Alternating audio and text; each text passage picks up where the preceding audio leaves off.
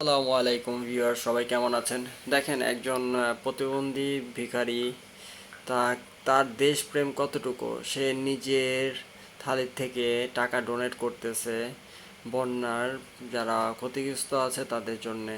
দেখেন, টিএসসি মোড়ে এত পরিমাণ টাকা আসছে, এত পরিমাণ টাকা উঠেছে, আবার খাবার দ্রব্যর কোনো তো অভাব নেই। যে দেখেন মানুষের দেশপ্রেম কতটুকু। আমরা এত কিছু হওয়ার পরও বাংলাদেশ রুখে দাঁড়ায় নাই। বাংলাদেশের প্রতিটা মানুষ, প্রতি সেক্টরের মানুষ, যে টাকা দিয়ে পারছে সে টাকা দিয়ে সহযোগিতা করছে, যে টাকা দিয়ে পারছে না সে তার শ্রম দিয়ে কাজ করে যাচ্ছে। আমাদের দেশে এখনো ভালো মানুষ আছে বলে আমাদের দেশ এখনো বেঁচে আছে। আমাদের দেশে এত পরিমাণ মানুষ, ভালো মানুষ আছে যা বলার মতো না।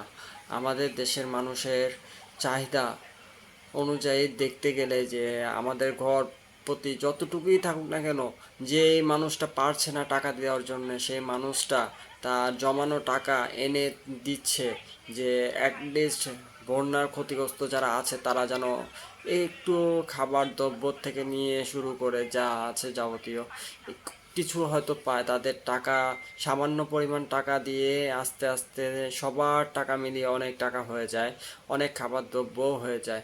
ইনশাআল্লাহ এই সব খাবার দ্রব্য সব কিছু ইনশাআল্লাহ আমাদের দেশের জনগণের টাকা দিয়ে সব কিছুই করা হবে। এখানে সরকারের কোনো ধরনের টাকা নেওয়া হচ্ছে না। টিএসসিতে অনেক বড় একটা ক্যাম্পিং চলছে।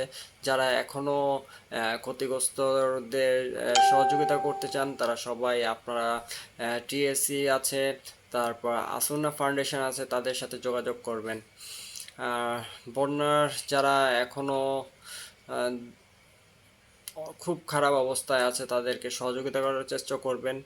অনেক মানুষ মারা যাচ্ছে, তাদেরকে উদ্ধার করে দাফন দেওয়ার ব্যবস্থা করে দিবেন। আহ, দোয়া করবেন, বলার মতো ভাষা নাই, মনটা খুব খারাপ হয়ে আছে।